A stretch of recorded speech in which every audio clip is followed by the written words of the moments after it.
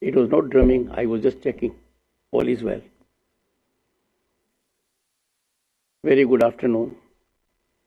And I'm sure you must have had inspirational advice from the Honorable President of India. Our President is highly gifted. He knows more than anyone else the importance of environment, forest, and relevance of your service.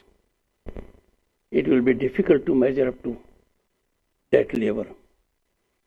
She talks out of heart. She always talks out of conviction. And I am sure from her gender, there are 10 present here. So that must have been a lifetime memorable event for all of you.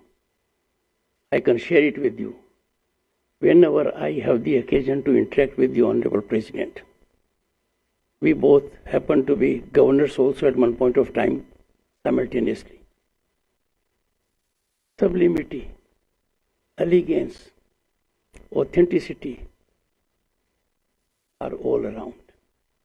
I am sure you all must have felt blessed, and she must have for sure given you some advice. Never forget that. The stage for me has been set in proper perspective. One, Vinod Jakhar, who has been given cadre in Madhya Pradesh, is from Rajasthan. And Miss Kavya has got Rajasthan cadre. I belong to Rajasthan. That is the genius of the secretary, Leena Nandanji. She is 1987 batch from UP. Secretary to Vice President is also 1987 batch from UP.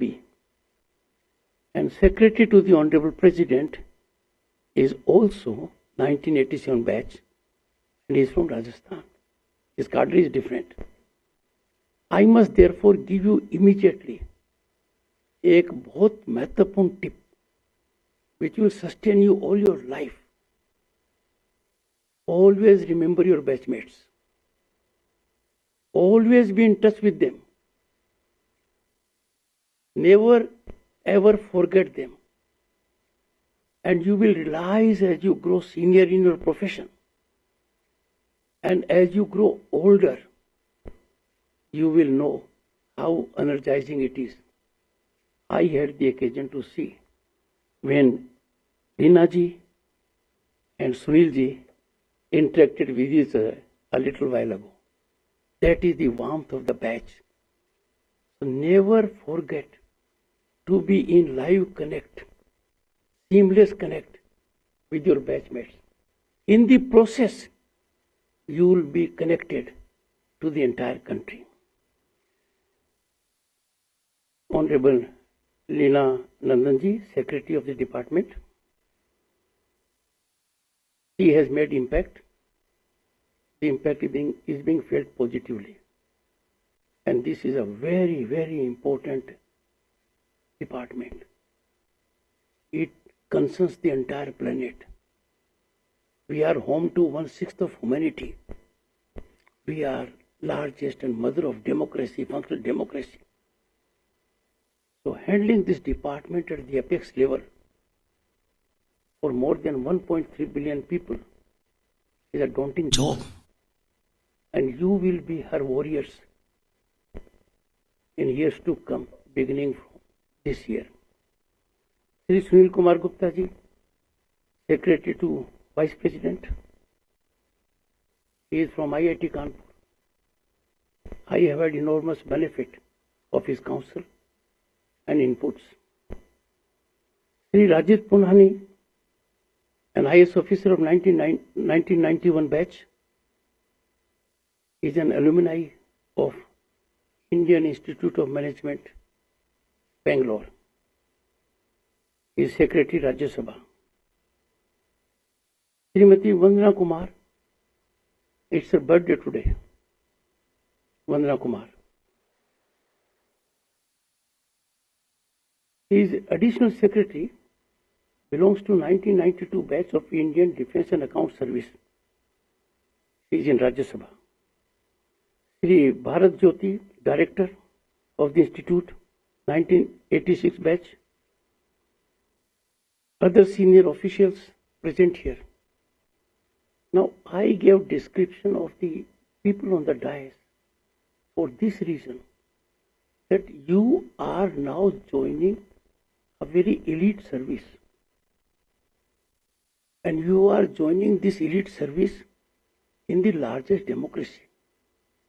You are joining this service at a time when India's rise is unstoppable. The world is looking at India from a different perspective.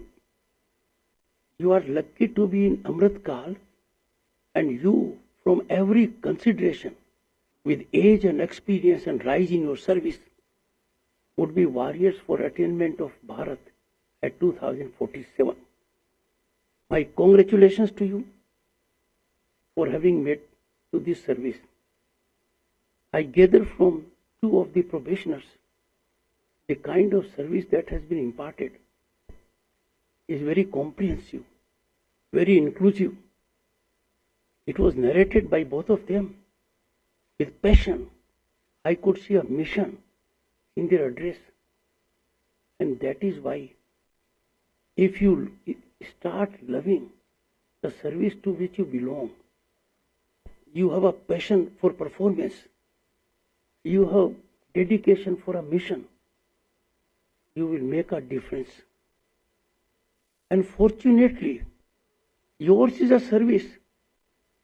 You will have opportunity to serve humanity by making a difference in the lives of those who are close to forests, who are in the forest. And I'm speaking not only about mankind, but living beings. So you will have such a direct connect with the environment, direct connect with ground reality. And this opportunity has come to you. I'm sure you will make most of it. One of the trainees said our credit goes to our parents, teachers, friends, well-wishers. Never forget this. This is a great credit. You must always remember it. You cannot imagine the kind of happiness your family members got when you joined this service. Each one of you, have it from me, would have found another profession, another occupation, and chances are that you would have made much more money. But the kind of glory, the kind of satisfaction which you will get by being public servants of this stature in our democracy is a rare opportunity. That satisfaction and happiness will always gallop you to achieve higher and higher for yourself and for the nation. I congratulate the 54th batch, and we are happy that in this batch we have two of the senior officers from our neighboring country, our friendly nation, a nation that evokes a lot of interest, Bhutan. While I was Governor State of West Bengal, I had the occasion to receive officials from other services as well, and trainees from Bhutan happened to be part of it. I am sure they will carry home not only the fruits of training, rigorous training, but also the connect they have with the friends in our country. My best wishes to you. This greatly reflects the kind of friendship we have with our neighbor. As a matter of fact, friends, let me tell you, neighborhood is all important. And that is why when the Honorable Prime Minister after 3 decades of coalition governance, got single party majority in 2014, he invited SAARC countries. Carry our greetings to people in Bhutan. Nature, friends, has always been integral to our civilizational ethos. Not many countries can claim to have kind of that historical legacy which we have. It is more than 5,000 years old. But all throughout you will find there was greater connect with nature, preservation of environment, and that was reflected in varied manners. It will be for you all to be innovative and think out of the box how to recreate that scenario, and I am sure you will succeed. Harmony between man and his environment has always formed the foundation of life. And as a matter of fact, it is not only foundation, it is beyond that. It is nectar of life. You are entrusted with the great responsibility of upholding and preserving this harmony for well-being of not only our country, but of the entire planet. My young friends, if you look around, every service has a facet. There are several services, you are in big league. But your service has direct connect with the planet, with every nook and corner of the planet. You are more eminently suited to make your contribution for climate change. And that is a very special position you all possess. I am sure no one likes a director and other functionaries because they subject you to rigorous training. Very tight schedule. They mentored you, and mentoring is not easy. Mentoring sometimes takes a very severe, regressive posturing also. But the moment you leave this institute, you will ever remember them, that they mentored you. They made you perspire so that you can take care of the sweat of others. Never forget the contribution they have made in your life.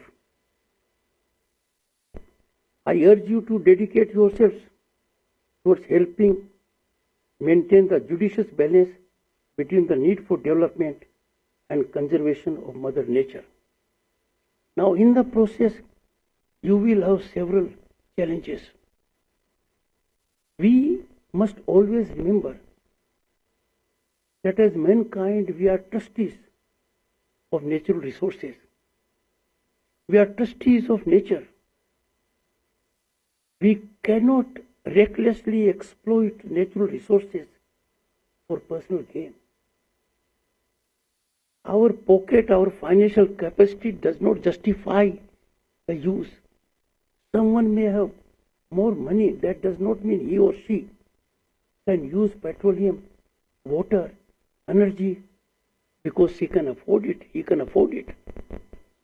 We have to inculcate a habit in ourselves and persuade others to have that habit so that there is optimal utilization of natural resources.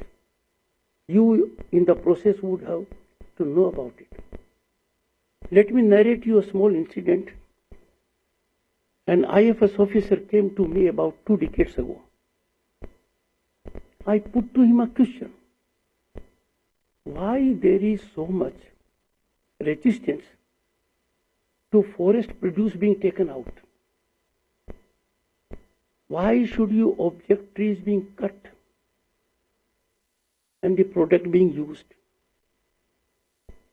It makes sense only to those who are ignorant. He was happy to tell me that I need to know what a forest is. Forest is not plantation area. In forest, the tree has to grow, the tree has to fall there, and something else has to grow thereafter. Now, the moment you share this knowledge, you counsel the people who are taking what is known as a transgressional way to take forest produce outside. Secondly, you will have to be highly sensitive to the human nature, the habits of the people who live in forest area, who live close by. You will have to be highly sensitive and considerate for their needs. I have no doubt you all will achieve it.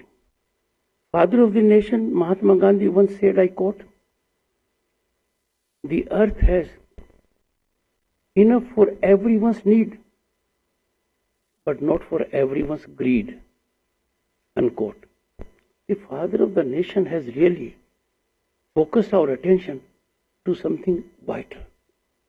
We'll have to distance ourselves from greed so that we have optimal utilization of natural resources. I appeal to you to create a Jan Andolan, Jan awareness. Your role will be more important, not in exercising your authority. You will have power under the statute. Your role is more as a counselor, as a motivator, as an inspirator, and that will go a long way. I have no doubt you will do it. We all must be cautious, conscious, and proactive, as our individual contributions have a larger impact on society. As you all are aware, as you have got such a productive, rigorous training, India is among top 10 nations in the world in terms of our forest wealth. But those of you who come from villages or semi-urban areas, you know, Saraga land is being reduced every year.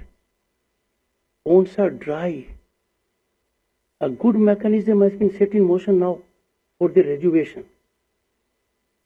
But this I am hinting particularly that not only while being on official duty you have potential to contribute, you can exploit your energy also when you go to your village, go to your urban town, and that will go a long way.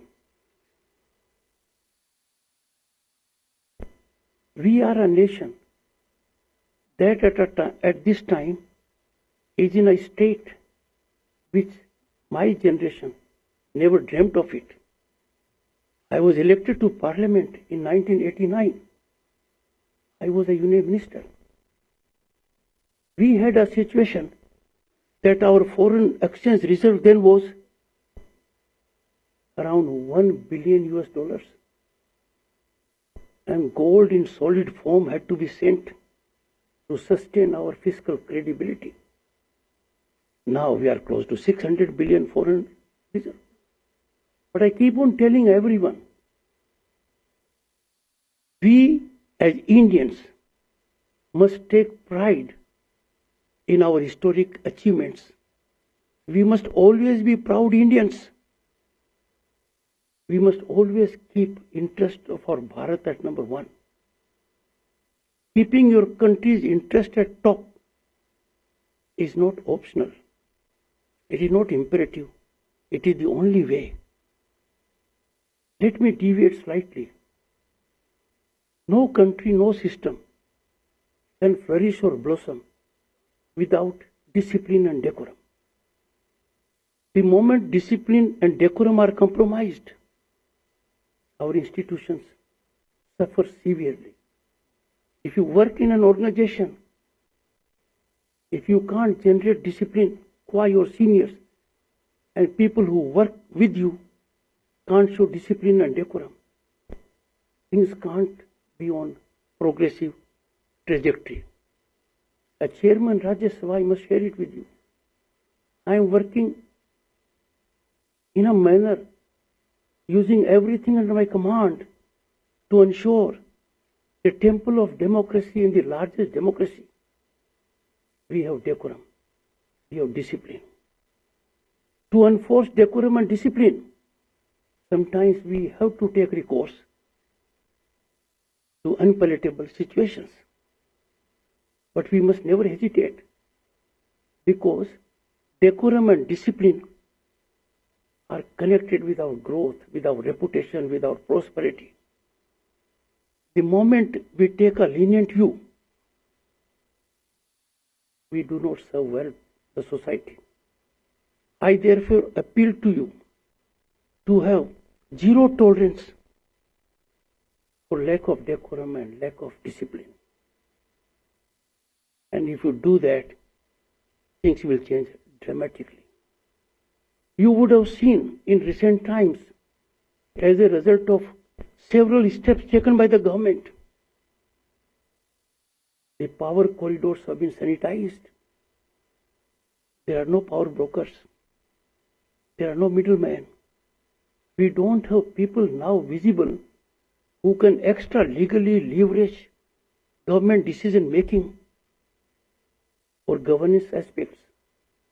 It's a big achievement. But we all need to reflect our nationalism.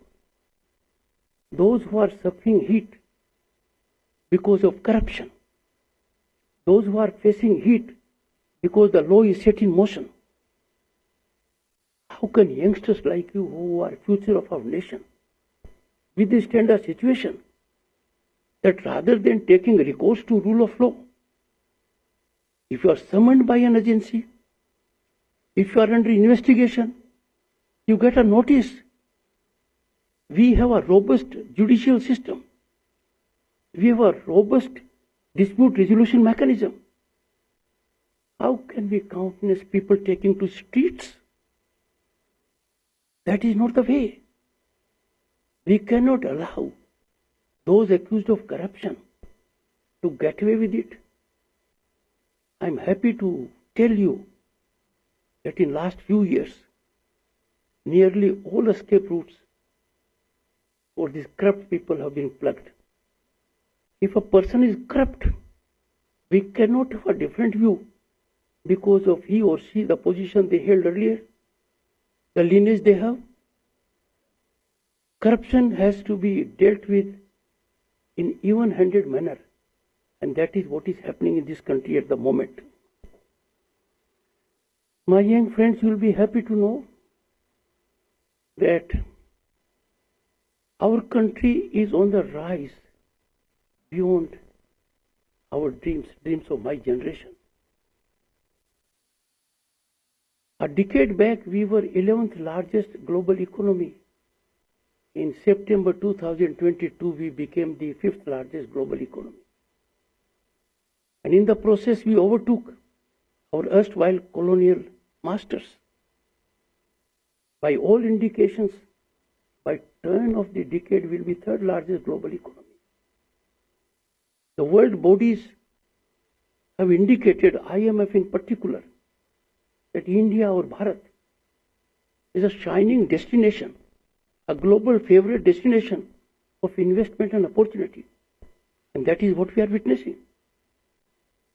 Therefore, in such a scenario, your contribution will have to be geometric, not arithmetic. Our people have come of age.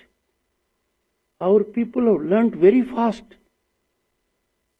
If we talk of digital transfers in 2022, that digital transfer dimension was so much that our transfer constituted 46% of global transactions. Our transactions in 2022 were 4 times more than that of US, UK, France, and Germany. And that is on account of resilience of our people. They learn skill very fast. Otherwise, how come we can send more than 2,25,000 crore rupees to about 11 crore farmers, thrice a year. Being equipped by sending is one part. The recipient has to have that capacity. That capacity is there. We people in our country have a strong DNA for genius. Our people have made impact all over the globe. Look at our internet usage for last year. We have 850 million smartphones. We have 700 million and over internet users. But per capita data consumption of our country was more than that of China and USA taken together.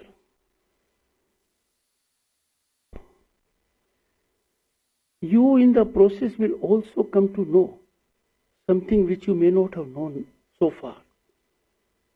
When you will deal with people living in forest areas or close by, different culture, different habits, different backgrounds, everything is typical for them only. You will be exposed to that kind of cultural wealth which you may never have imagined. And how they use produce to make artifacts, items, how they sustain themselves will be eye-opener for all of you. Friends, this opportunity which you have got, you are required to work every day while in office or outside to be role model citizens of this country. What work you are doing is amply reflected in our constitutional prescriptions. You will find in directive principles of state policy the care and concern that has to be there for environment and ecology. You will notice it also in fundamental duties. I wish you great success in your career. I wish you happy life, healthy life. Now a quick question and respond in just 5 seconds. How many of you are married? Raise your hands. Well, those who have raised their hands, their parents are lucky. Because for others, the parents would have got lot many offers. And I can tell you, suddenly after getting in your service, suddenly after qualifying, you would have seen for yourselves a body change. You would have seen yourself that from within there is a sense of responsibility. There is a sense to serve the nation at large. I would therefore leave with you 2 thoughts. 1, carefully read fundamental duties and try to ensure that everyone comes to learn about them. It doesn't require investment. It doesn't require physical effort. It requires just intent. And that intent will have revolutionary impact. Let me give a small illustration. Before Prime Minister started Swachhta Abhiyan, anyone who had been abroad had never thrown a banana skin out of a running car. But that very gentleman, when he comes to this great country, finds it his fundamental duty to throw that banana skin immediately out of the car. That has changed now. A big change has taken place. So once you will focus on fundamental duties, you will be serving the society very effectively. And second, economic nationalism is a concept which is being ignored by the consumer, by those who are in business, trade and industry. Now just imagine, does this country need furniture from outside? It doesn't. But billions of dollars go outside because furniture is imported. Why? It is slightly cheaper. So can we compromise our economic nationalism for fiscal gain? No. And secondly, kites, Diwali ke diye, are those things which, candles. Now, once every Indian citizen strengthens his quotient of economic nationalism, our country will be financially far more superior than it is today. I am sure you will be ambassadors of this country in forest, people living around forest. You will be contributing massively to ensure we don't have that kind of a climate which is challenging beyond our bearance. Wish you good luck and a great journey in the service of Bharat. Thank you.